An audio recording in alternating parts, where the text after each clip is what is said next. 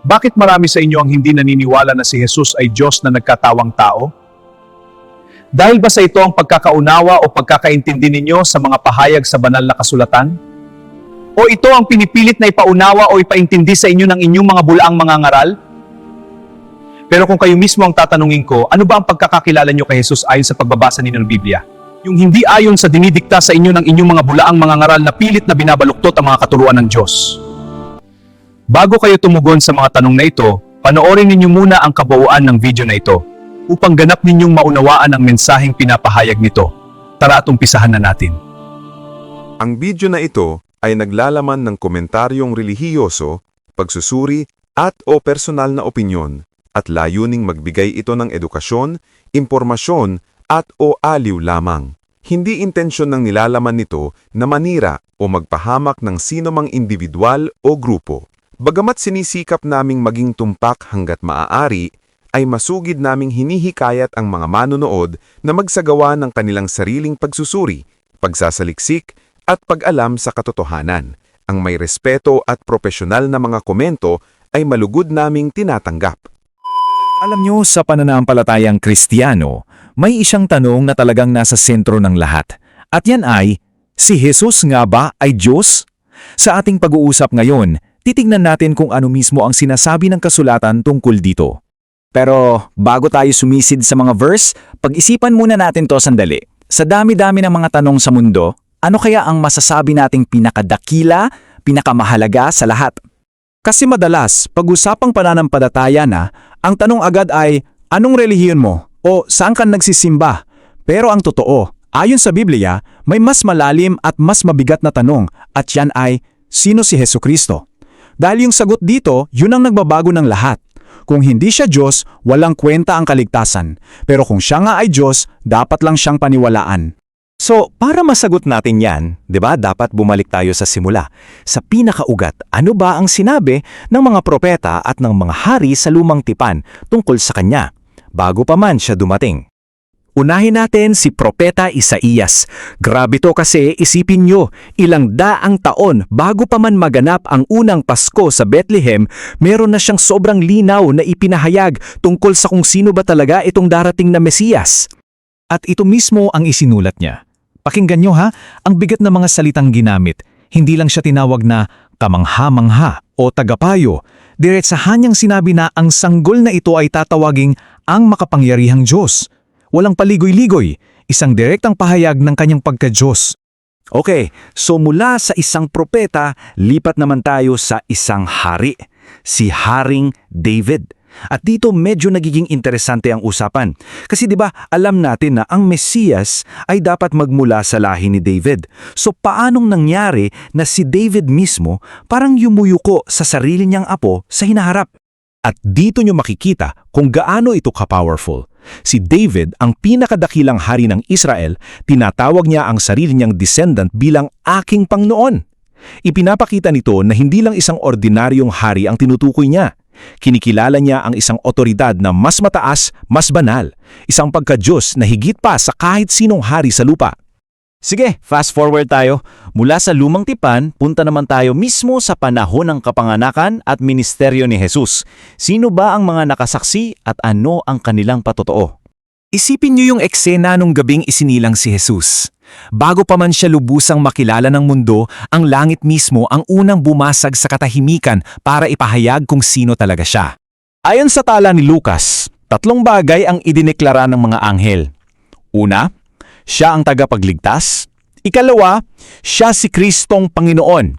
Take note of that title ha, Panginoon. At ikatlo, sinamba siya ng buong hukbo ng langit. Ibig sabihin, alam na ng langit kung sino siya bago pa man natin siyang lubusang naintindihan dito sa lupa. Okay, so narinig na natin ang mga propeta at ang mga anghel. Pero syempre, ang pinakamabigat na testimonya ay dapat manggaling mismo kay Jesus. Ano ba ang sinabi niya tungkol sa sarili niya? Grabe tong statement na to.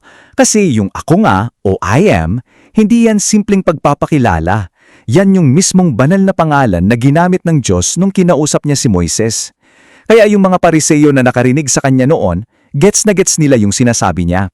At para sa kanila, pamumusong yon. Kaya nga sila dumampot ng bato eh. Tapos ito pa, isa sa mga pinaka-powerful na eksena para sa akin.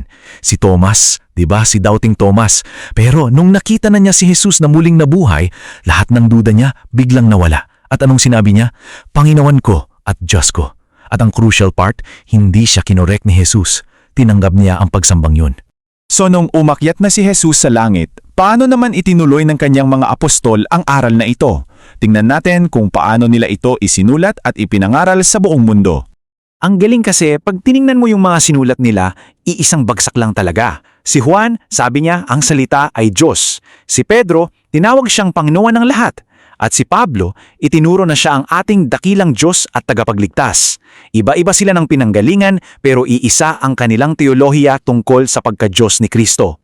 Alam niyo, may konsepto sa teolohiya na para kang nanonood ng isang larawan na unti-unting nagiging high definition. Sa Lumang Tipan, ipinakilala si Kristo bilang banal na hari ng Israel. Pagsapit ng mga sulat ni Pablo sa Bagong Tipan, mas lalong luminaw ang lahat. Siya pala ang banal na ulo ng simbahan. Iisang Panginoon pa rin, pero yung pagkakakilanlan niya ay mas nahayag pa. At ngayon, dadako na tayo sa masasabi nating final verdict ng kasulatan, yung pinakadirekso at komprehensibong pahayag na naglalagay ng tuldok sa lahat ng debate tungkol sa kanyang pagkadiyos.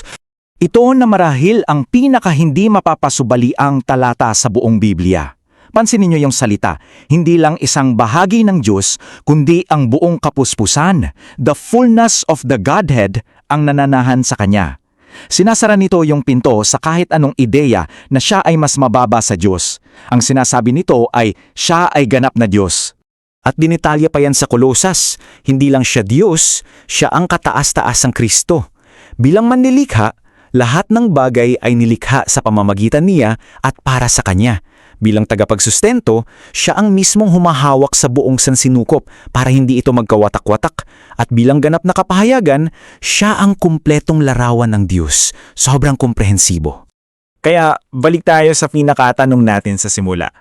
Matapos nating tingnan lahat yan, sino-sino na nga ba ang mga saksing nagsasabing si Jesus ay Diyos? So sino ang nagsabi? Well, sinabi yan ng mga propeta, kinanta ng mga hari, isinigaw ng mga anghel, ipinangaral ng mga apostol, idiniklara mismo ng kasulatan, at ang pinakamatibay na pruweba sa lahat, ang kanyang muling pagkabuhay. Kung totoo ang lahat ng ito, ano ang lohikal na tugon natin? Sabi ng Biblia, humahantong ito sa paniniwala na siya ang Diyos na naging tao, pagtitiwala sa kanyang natapos na gawa, pagpapahinga sa kapangyarihan niyang magligtas, pagtanggi sa mga aral na bumabawas sa pagka-Diyos niya, at sa huli, pagyukod sa kanya bilang Panginoon. So ayan na, inilatag na ng kasulatan ang mga testimonya. Pinatunayan na ito ng muling pagkakabuhay. Ngunit sa bandang huli, ang tanong na sinimulan natin ay bumabalik sa bawat isa sa atin. Matapos marinig ang lahat ng saksi, sasabihin mo rin ba ito? Dahil ang sagot sa tanong na yan, yun ang magbabago ng lahat. Ngayong napanood na ninyo ang video, ganun pa rin ba ang pagkakakilala ninyo kay Jesus hanggang sa mga oras na ito? Kung tao lang ang pagkakakilala ninyo kay Jesus dulot ng baluktot na katuruan na hinasik sa inyo ng inyong mga ngaral, may plano ba kayong mas kikilalanin pa ninyong mabuti kung sino o ano ba talaga si Jesus? Inyo lamang pakatandaan na maraming mga patotoo sa Biblia na si Jesus ay Diyos na nagkatawang tao. Ang mga pahayag na ito ng Biblia sa pagka-Diyos ni Kristo ay pilit na sinisira, binabaluktot, inaatake ng mga bulaang mga ngaral, peking propeta, bogus na anghel, at ng kung sino-sino pang mga antikristo. Paminsan-minsan ay gamitin din naman ninyo ang inyong mga matitinong pag-iisip.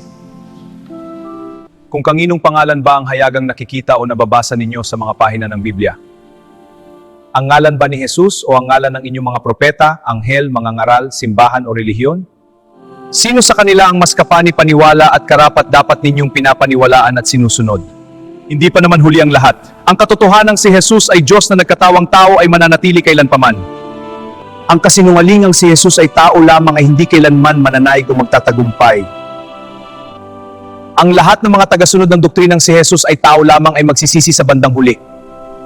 Kung magsisisi man kayo sa bandang huli, wala na itong kabuluhan pa dahil sa impyerno na ang inyong magiging eternal na patutunguhan. Sa gusto man ninyo o hinding tanggapin ang katotohanan ito, katotohanan ito ang siya pa ring mananaig o mananatili magpakailanman. Maraming salamat sa iyong panonood. Kung mayroon kang natutunan sa video na ito, pakisuportahan mo naman ang YouTube channel na ito sa pamamagitan ng pag-click sa like, share at subscribe. Hanggang sa muli nating pagkikita.